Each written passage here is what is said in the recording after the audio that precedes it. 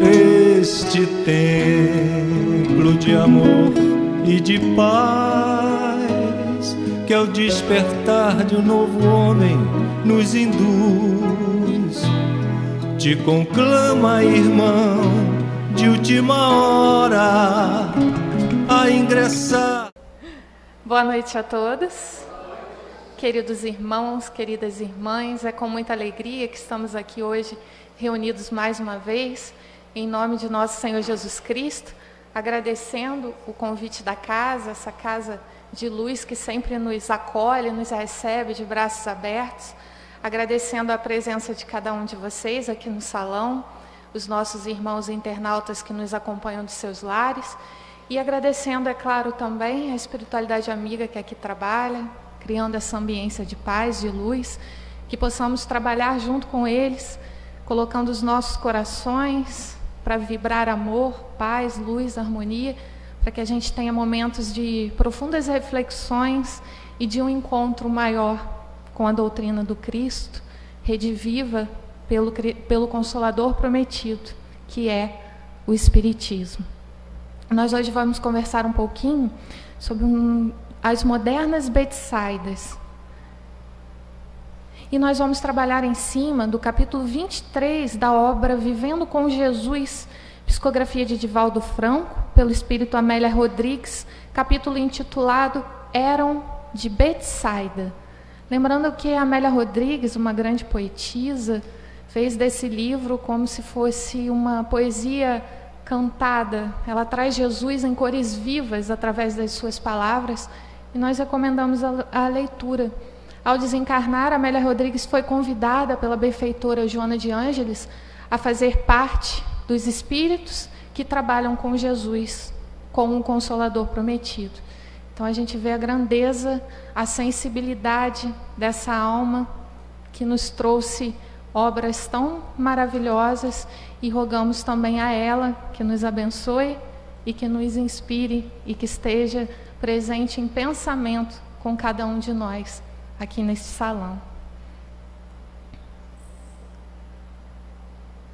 Ao tempo de Jesus, Betsaida, que se traduz como Casa da Pesca, situava-se ao lado nordeste do Mar da Galileia, a poucos quilômetros de Cafarnaum, e foi vítima de um fenômeno sísmico que, a levantando, distanciou-a do Lago Generoso, e que no Evangelho comparece como havendo sido uma cidade próspera de tradições vigorosas.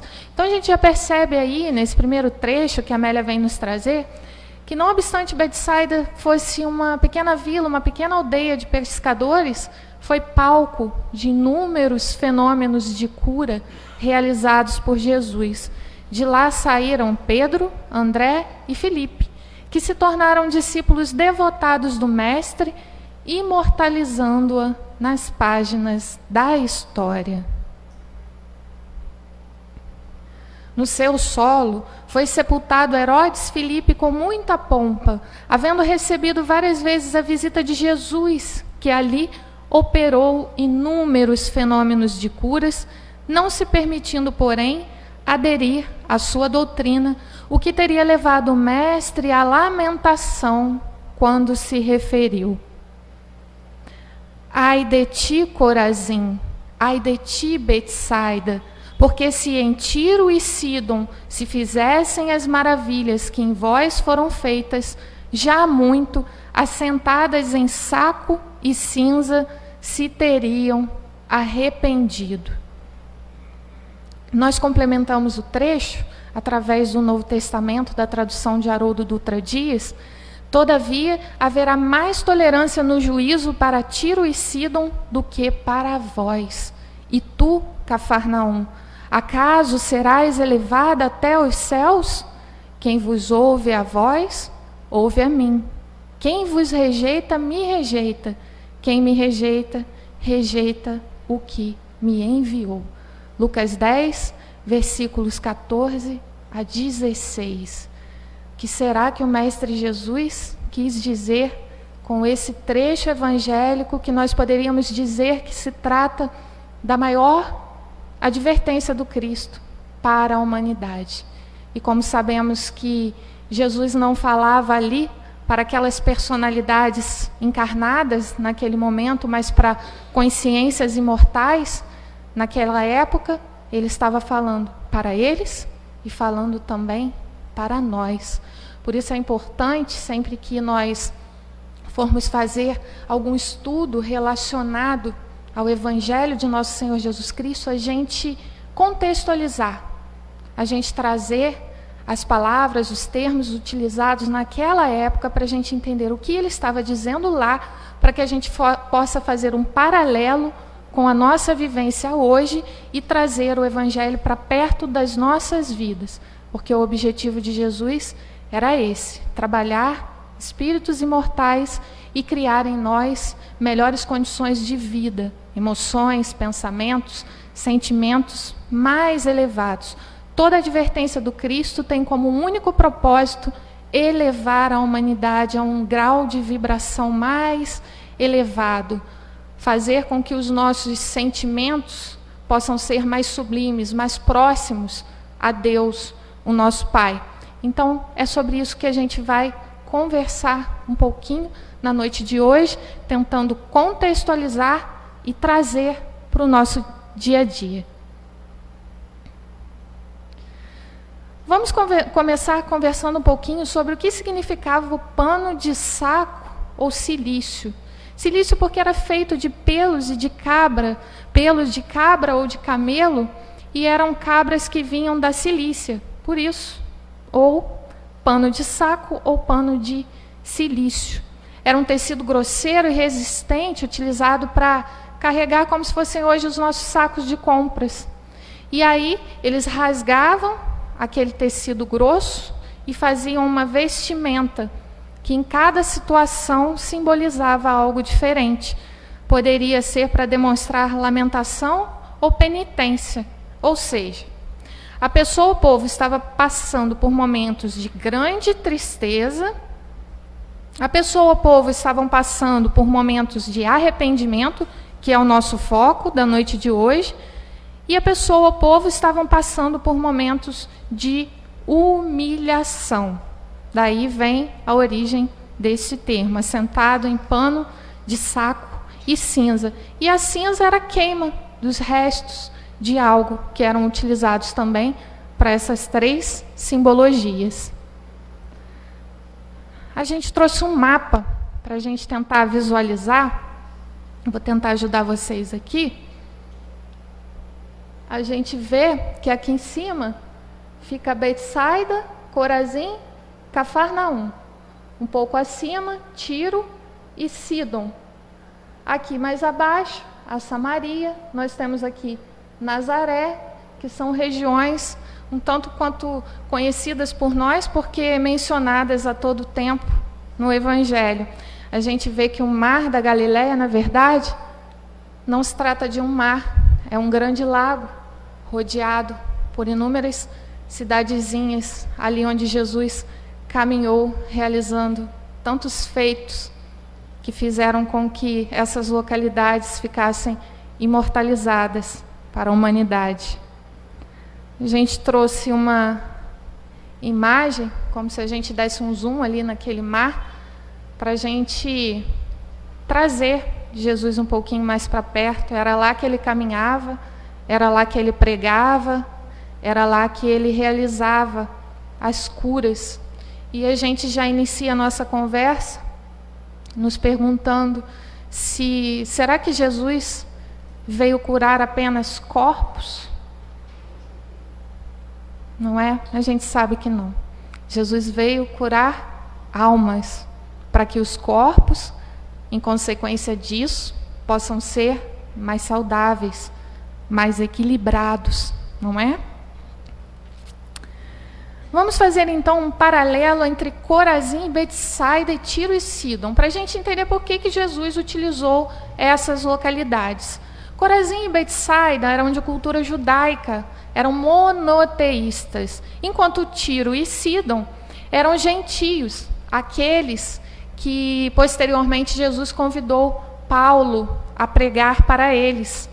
Eles eram politeístas, ou seja, adoravam vários deuses, não reconheciam a existência de um Deus único, eram os chamados pagãos.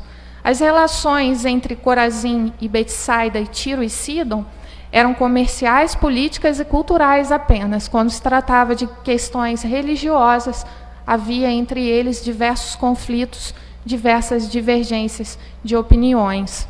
E na época, quem dominava a Palestina era Roma. Só para a gente aí começar a entender um pouquinho desse contexto social da época. E para isso, a gente vai também recorrer aos profetas do Antigo Testamento. Vamos começar por Joel, para a gente ter uma noção maior de quem eram Tiro e Sidom naquela época, para a gente ter a noção da profundidade da advertência do Cristo para Corazim e Betsaida, de cultura hebraica e monoteístas. E também que tem de vós comigo Tiro e Sidom e todas as regiões da Filístia. É tal o pago que vós me dais?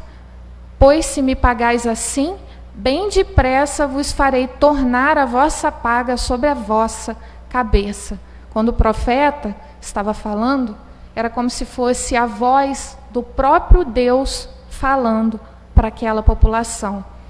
Visto como levastes a minha prata e o meu ouro e as minhas coisas desejáveis e formosas, pusestes nos vossos templos. Ele está se referindo aqui à invasão do templo de Salomão. Eles invadiram o templo de Salomão, saquearam, levaram todos os bens para os templos pagãos e ainda, vamos ver, e vendestes os filhos de Judá e os filhos de Jerusalém aos filhos dos gregos para os apartar para longe dos seus termos. Ainda venderam os judeus como escravos, ou seja, saquearam o templo e venderam os irmãos como escravos. A gente já começa a ter um pouquinho da noção da profundidade, né? Porque se em Tiro e Sidom se tivessem feito as maravilhas que em vós foram feitas, há muito assentados em pano e saco de cinza já teriam se arrependido. Olha como era Tiro e Sidom. E imagina para aquele povo daquela época ouvir essa advertência do Cristo. O como não foi um tanto quanto doloroso para eles. Filho do homem, dize ao príncipe de Tiro, assim diz o Senhor Deus, porquanto o teu coração se elevou e disseste, eu sou Deus, sobre a cadeira de Deus me assento no meio dos mares, e não passas de homem, e não és Deus, ainda que estimas o teu coração como se fora o coração de Deus. Por que o profeta Ezequiel está dizendo isso para Tiro?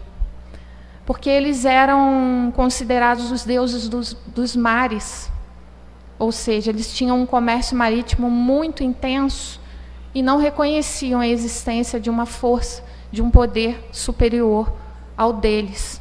E Deus, aqui, através do profeta, os chama para a realidade. Vós sois homens, não sois deuses. Eu sou Deus. E quando o profeta fala, às vezes de forma muito enfática com eles, era a necessidade da época que assim pedia. Porque aqui não se fala de vingança, mas o profeta está se referindo à lei de causa e efeito. Ou seja, quando nós provocamos a violência, nós atraímos, consequentemente, a violência para nós. É claro que não estamos aqui entrando nas questões de que podemos amenizar as reações em virtude da lei de causa e efeito, porque podemos sim modificar, quando modificamos os nossos corações, mas ele estava se referindo aqui à lei de causa e efeito.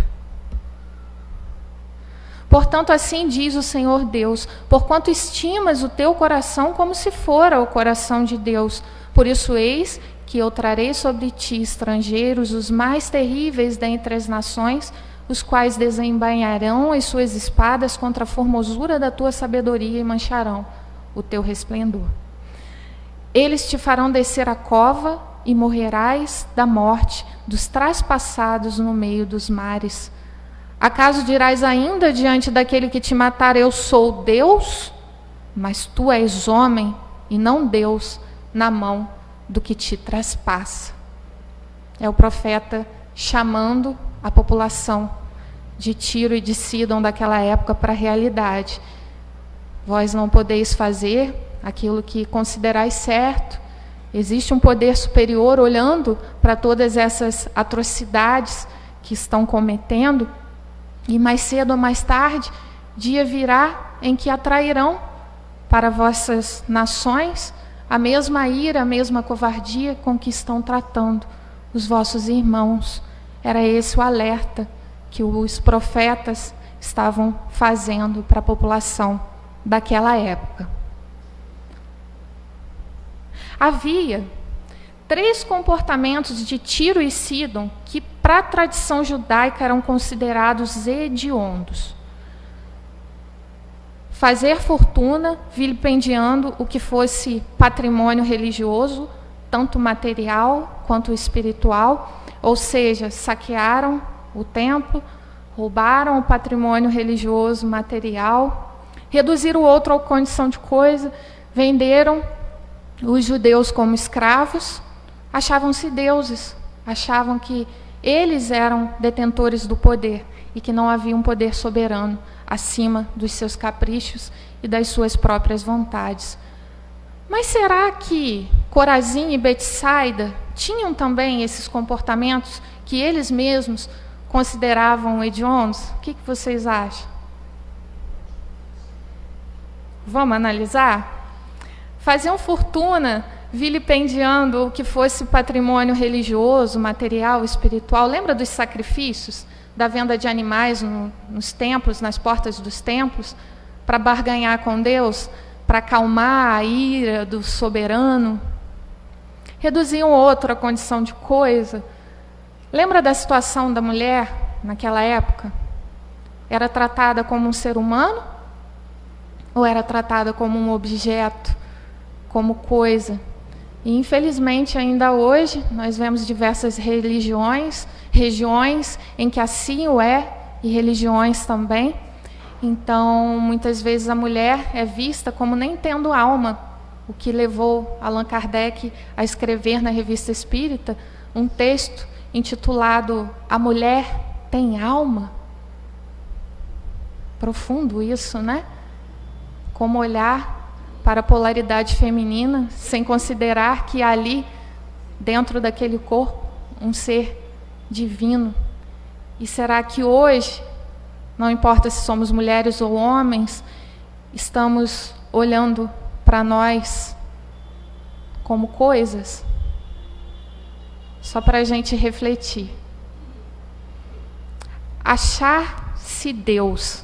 Como agiam os fariseus da época, julgando a vida alheia, o que levou o próprio Cristo a dizer para eles: fariseus hipócritas, sois como túmulos caiados, brancos por fora, mas por dentro carregam a podridão.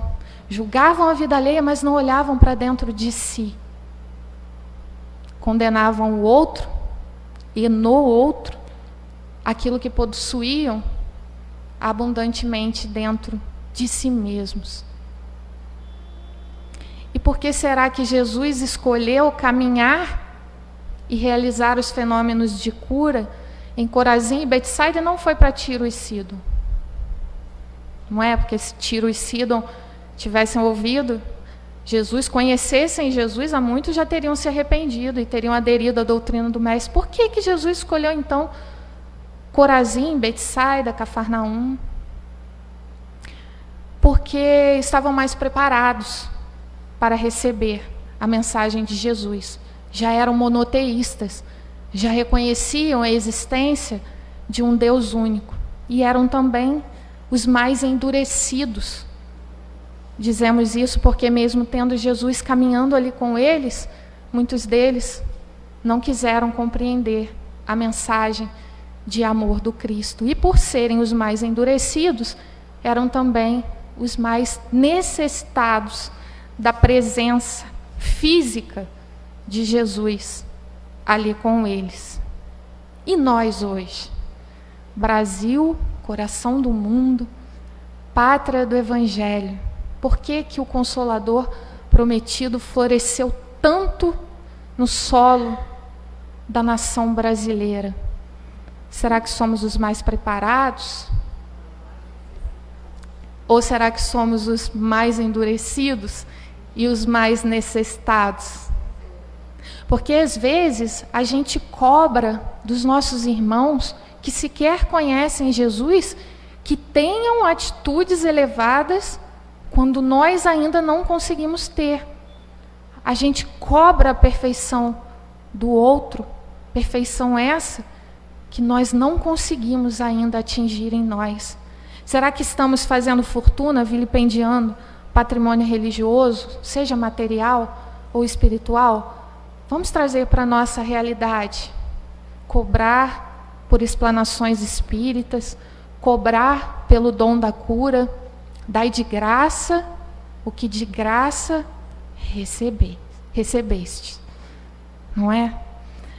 Reduzir o outro à condição de coisa. Será que a gente faz isso? Como que a gente olha para os artistas na televisão?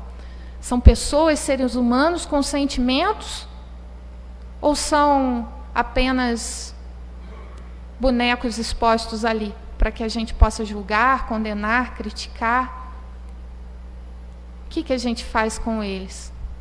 O que a gente faz com os jogadores de futebol? Exato, a gente idolatra e às vezes a gente acha até que é um pouco possuidor deles, né? A gente acha que é um pouco dono da vida deles, a gente corre atrás das notícias, quer saber o que aconteceu. Será que o nosso interesse é de saber o que aconteceu com a vida deles para ajudar? Ou é para a gente criticar? Achar-se Deus. Será que não estamos nos achando deuses, vez em quando? Nos nossos lares, a nossa palavra é a palavra final. Ninguém pode dar outra opinião diferente da nossa. Na casa espírita, no nosso trabalho. Será? Às vezes a gente acha que a nossa inteligência está acima da inteligência de Deus. E a gente projeta isso até às vezes nas nossas preces. Deus, eu quero que o Senhor faça isso, isso, isso e aquilo na minha vida. E Deus não faz porque não é aquilo que eu preciso.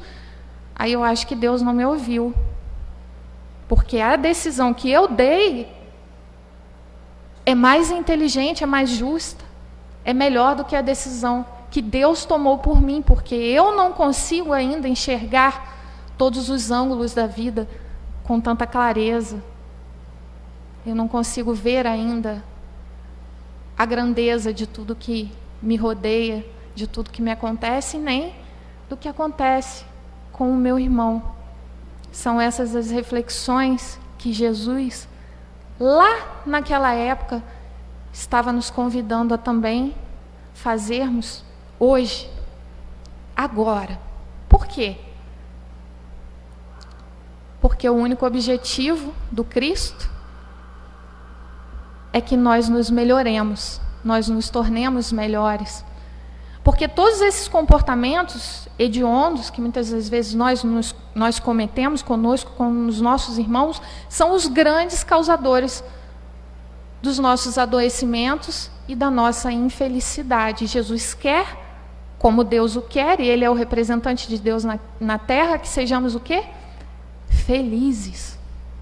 Não é a felicidade plena, o destino de toda a humanidade? E o quanto antes a gente conseguir se libertar desses comportamentos, o quanto antes seremos mais felizes, o quanto antes acessaremos dentro de nós o reino dos céus que nos habita. Quantos locais dentro de nós, nos nossos pensamentos e sentimentos, nós ainda não conhecemos porque ficamos atávicos aos comportamentos do passado. Repetimos o que fazíamos anteriormente, sem procurarmos buscar o novo o novo melhor, o novo que nos eleva, o novo que nos conduz a Deus. É isso que Jesus nos convida a reflexionar. Não foram poucos os admiráveis fenômenos que nelas se produziu sem que a sua população de cultura helênico-romana se interessasse por reflexionar em torno de sua mensagem. Cafarnaum também foi palco de inúmeras realizações do Cristo Jesus. Lá ele chamou os seus primeiros 4 discípulos para seguirem com ele. Foram eles Simão Pedro e André, irmão de Simão Pedro, bem como Tiago e João, seu irmão. Curou a sogra de Pedro, curou inúmeros enfermos e obsidiados, curou o paralítico, curou a filha de Jairo, que era o chefe da sinagoga, curou a mulher do fluxo de sangue, que é a mulher hemorroíça. A gente às vezes a conhece como a mulher hemorroíça, que tocou as vestes do Cristo e parou de sangrar, tamanha fé que possuía. De lá também, de Betsaida, procedia o paralítico abençoado pelo divino socorro na piscina de Bezata, ou Betesda, na Porta das Ovelhas, em Jerusalém, que após 38 anos, aguardando o milagre das águas serem movimentadas pelos anjos, o que produzia a cura dos enfermos que nelas se atirassem, não conseguira êxito, e Jesus recuperaram. Ele saiu de Betsaida, foi para Jerusalém, ficou lá em volta daquele poço, esperando que a água se movesse, mas sempre que ele chegava perto, quando ele conseguia, a água já tinha se movido, o outro já tinha entrado na frente dele, e ele não conseguia se curar. Só o conseguiu quando se encontrou com Jesus. Jubiloso e carregando o catre imundo em que repousava, censurado pelos judeus por essa ação proibida, em razão de ser um sábado, ele respondeu-lhes: aquele que me curou, ele próprio disse: toma o teu leito e anda. Vamos prosseguir mais um pouquinho com Amélia. Interrogado para que informasse quem assim o propusera, esclareceu não o saber, porque ele havia se afastado e perdera-se na multidão. Isso, porém, era fácil de identificar-se, aumentando o ódio dos pigmeus morais, que procuravam motivo para incriminá-lo, acirrando mais os seus sentimentos inferiores de inveja e malquerença, ódio dos pigmeus morais. Homens de inteligência tão grande, mas com a moralidade ainda tão pequenina. Depois Jesus encontrou-o no templo e disse-lhe: eis que já está são, não peques mais, para que não te suceda alguma coisa pior.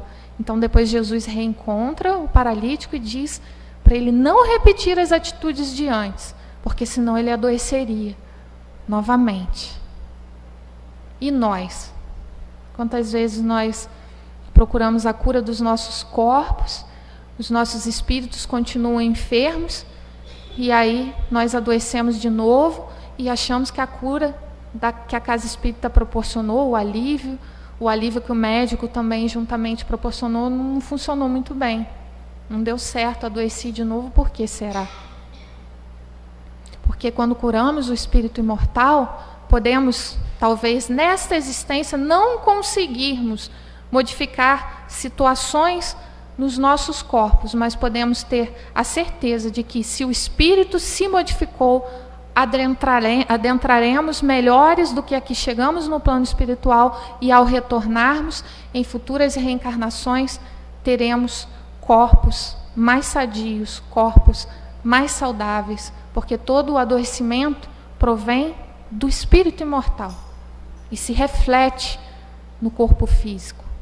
A recomendação psicoterapêutica de Jesus tinha procedência porque todas as aflições, como bênçãos, procedem do ser interior, dos seus atos, devendo se recompor as paisagens morais, a fim de que os males e a degeneração não voltem a povoar o mundo íntimo, dando lugar a danos maiores do que os anteriores, aqueles dos quais se foi liberado. Cada frase, cada vírgula que Jesus proferiu na sua passagem por sobre a terra, por ser ele um espírito puro, um espírito crístico, tinha um fundamento. Nada Jesus falava por acaso e nem falava de mais ou de menos. Até os seus silêncios eram mensagens profundas para a nossa reflexão. Porque ele sabia que falava para uma humanidade adoecida, que permaneceria ainda por um tempo adoecida. E ele veio trazer a cura. Tudo que ele disse foi para trazer um alívio para cada um de nós. Tudo que ele fez foi para trazer um exemplo a ser seguido por nós que o estamos buscando. Ainda por muito tempo haverá aqueles que odeiam os valores éticos elevados, dominados pela inferioridade da inveja e do despeito, em face da sua condição de incapazes de produzir o bem e de ajustar-se aos princípios de elevação, descarregando então as suas mazelas em sedições, calúnias, perseguições criminosas, ocultando o próprio conflito que procuram disfarçar em sentimentos de justiça e zelo social. Jesus, porém, pairava acima deles e sabia que o sábado foi feito para o homem, e não este para aquele. Por que não curar no sábado?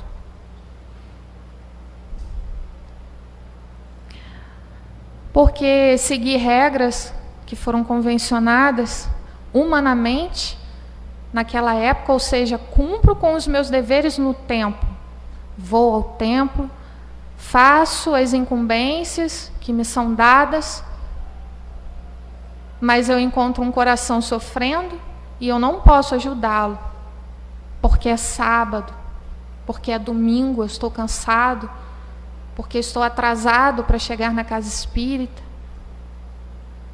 Será que é isso que Jesus queria de nós? É lógico que é bom a gente cumprir as tarefas nos templos religiosos que escolhemos para nos elevarmos, não importa qual seja. É muito importante. Mas acima do cumprimento dos nossos deveres no templo, está o cumprimento dos nossos deveres no templo que é o nosso irmão.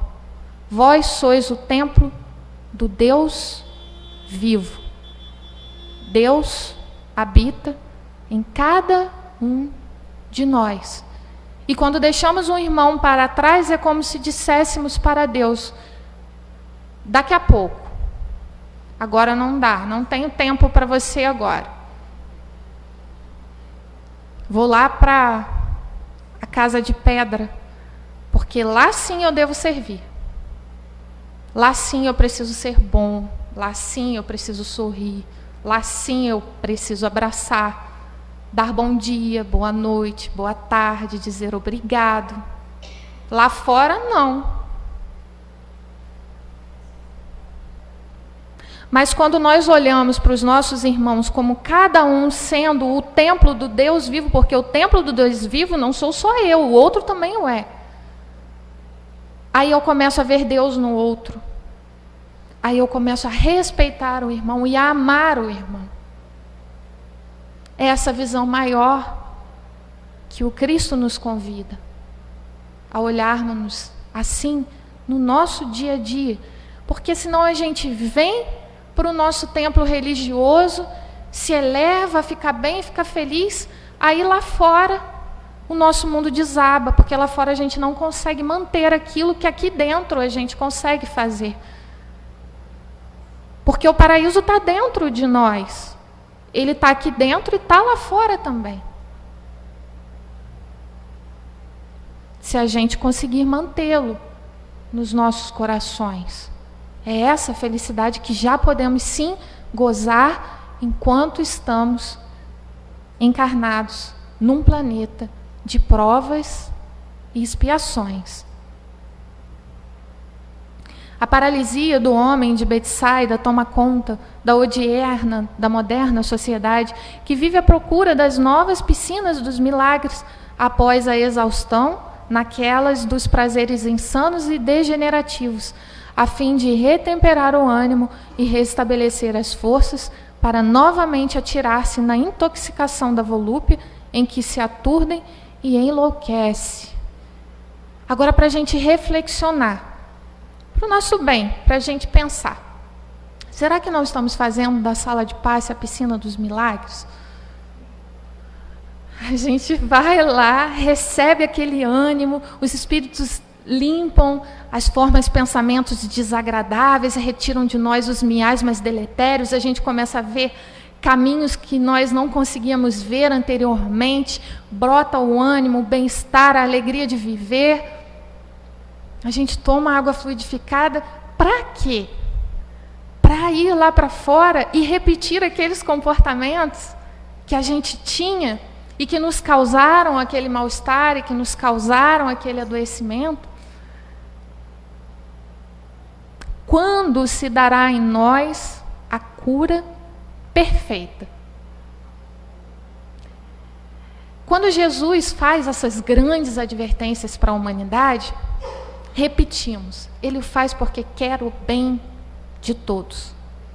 Ele é crístico, não traz mais em si orgulho, nem vaidade, nem egoísmo. Às vezes a gente recrimina o comportamento do outro mais por vaidade do que querer ver o bem-estar dele. Mas Jesus não.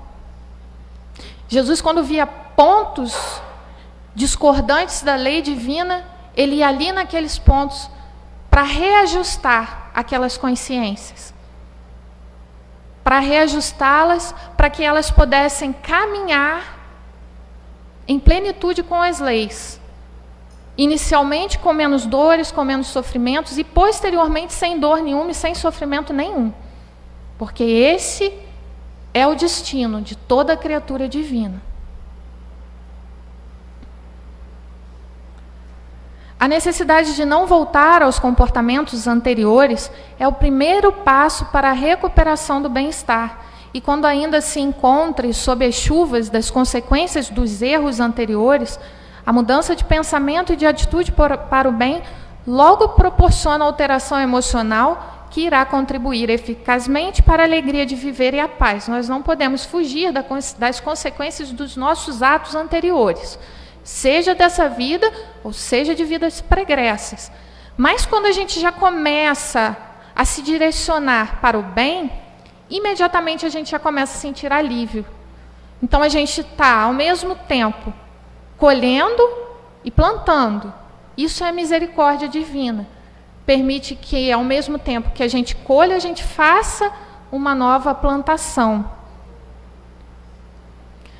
É necessário, portanto, carregar o catre das próprias misérias a fim de libertar-se da sua injunção penosa, de modo a poder seguir livre nas conquistas dos espaços do amor e da solidariedade. Inicialmente, a gente começa carregando o nosso catre. Posteriormente, a gente vai se libertando dele. E aí é a gente que vai decidir se a gente vai substituir um por outro ou se a gente vai deixá-lo para trás de vez e seguirmos mais leve, mais felizes. Ainda hoje, 20 séculos transcorridos, os habitantes da Betsaida contemporânea em que se converteu a Terra exigem fenômenos espetaculares, curas fantásticas, surpreendentes acontecimentos, sem a consequente responsabilidade de aplicar os seus ensinamentos ocultos na conduta real, de maneira a integrar-se nos elevados postulados da verdade e do bem. Vive-se o primado da ilusão, da busca das sensações, em clima de renovação incessante dos prazeres que levam à exaustão, embora o conhecimento que se encontra em abundância em toda parte, convidando a reflexões profundas a respeito do significado existencial dos objetivos terrestres.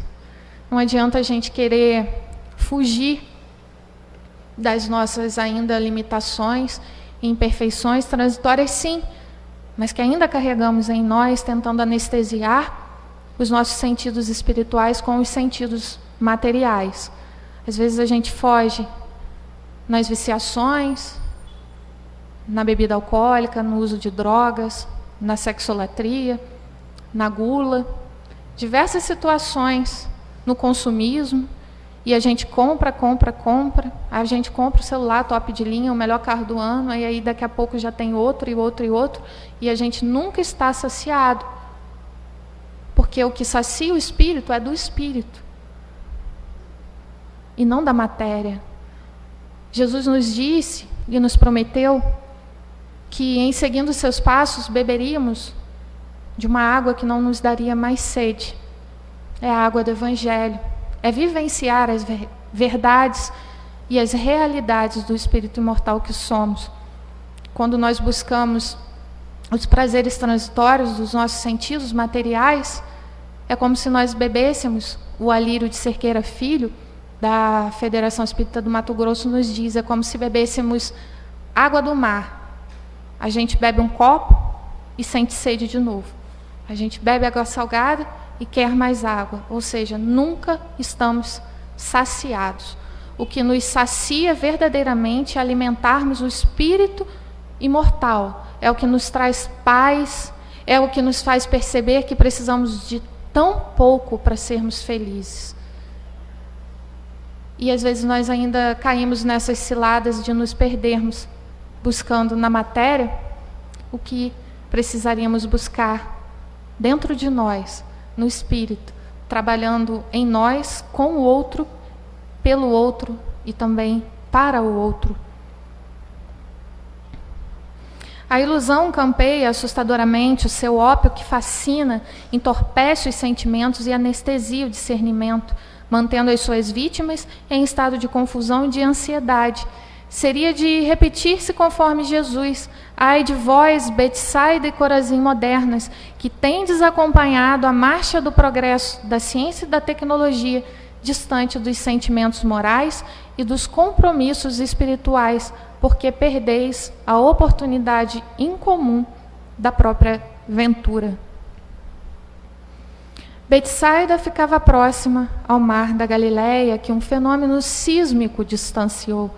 As modernas Betsaidas, assinaladas pelos paralíticos da alma, ao mesmo tempo fornecedoras de apóstolos como Pedro, André e Filipe, encontram-se em expectativa, construindo os templos ao paganismo do prazer, porém expectantes quanto ao amor de Jesus. Jesus não caminha mais encarnado entre nós, mas está conosco. As mensagens do Cristo estão espalhadas pelo mundo inteiro, e hoje, com os avanços tecnológicos, nós não podemos alegar que não tivemos acesso. As mensagens chegam a todo tempo. O que a Amélia vem nos relembrar aqui é que precisamos utilizar as mensagens. Alcione, na obra Renúncia, pelo Espírito Emmanuel, psicografia de Francisco Cândido Xavier, vem nos dizer que o Evangelho de nosso Senhor Jesus Cristo precisa ser conhecido, sentido, meditado e vivenciado. Porque não adianta nós repetirmos todas as questões de O Livro dos Espíritos, nós sabermos de trás para frente, de frente para trás, o Evangelho, segundo o Espiritismo, ou o Novo Testamento, ou o Antigo Testamento, se nós não estamos conseguindo dar aplicação nas nossas vidas a esses ensinamentos. Porque eles vieram com o propósito de nos modificar. Então, se já conhecemos, precisamos usar. Se ainda não conhecemos, precisamos buscar. Porque através do conhecimento, nós começaremos a praticar aquilo a que Jesus nos convida. Em O Evangelho segundo o Espiritismo, capítulo 18, item 12, muitos chamados, poucos escolhidos, Kardec vem nos dizer desta realidade. Muitos conhecem e não praticam. Muitos têm à disposição e não o leem.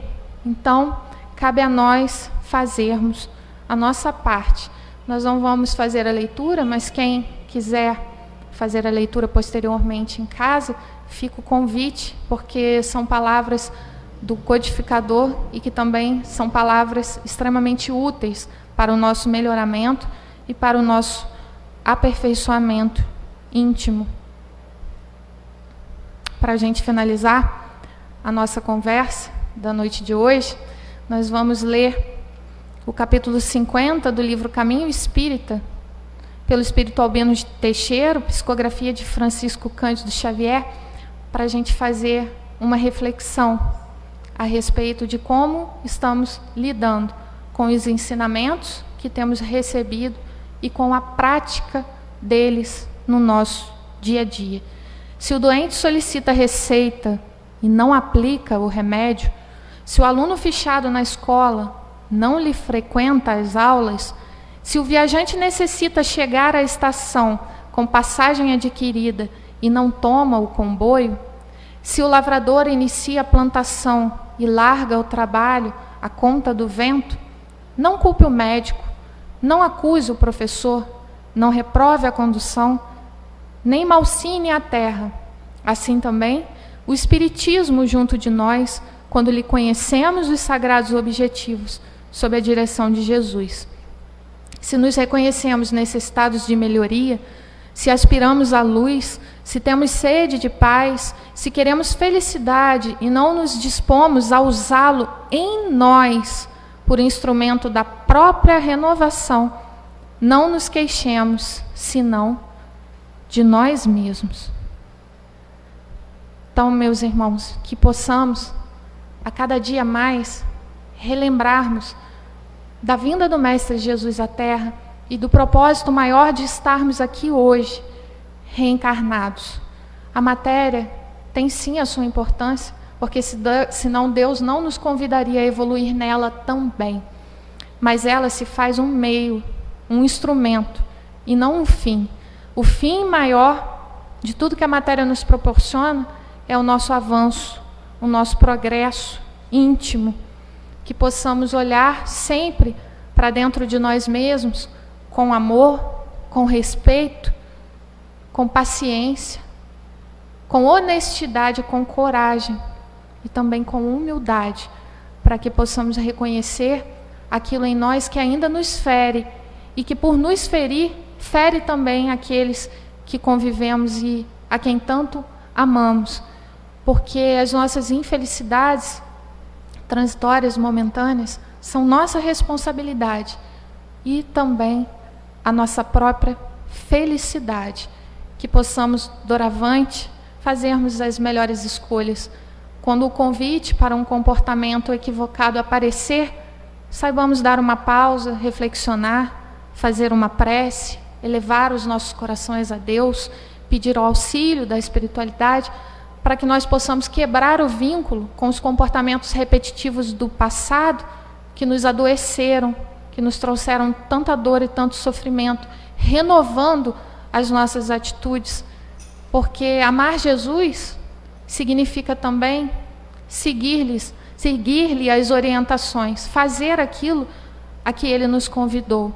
Podemos nos sentir emocionados com as suas mensagens, e isso é ótimo, mas a emoção maior vem quando nós experimentamos aquilo que Ele nos convidou fazer no nosso dia a dia, quando nós deixamos o amor vencer em nós, porque Ele nos ensinou que só o amor cobre a multidão dos nossos pecados, que são as nossas violações sucessivas às leis de Deus. Com paciência e com amor, aos poucos, nós vamos caminhando de volta à casa do Pai, e que possamos, nessa nossa caminhada, perseverar, sem desistir de nós e nem do outro, porque um dia todos chegarão. O tempo cabe a nós decidir. Muita paz, muita luz e muito amor para todos nós.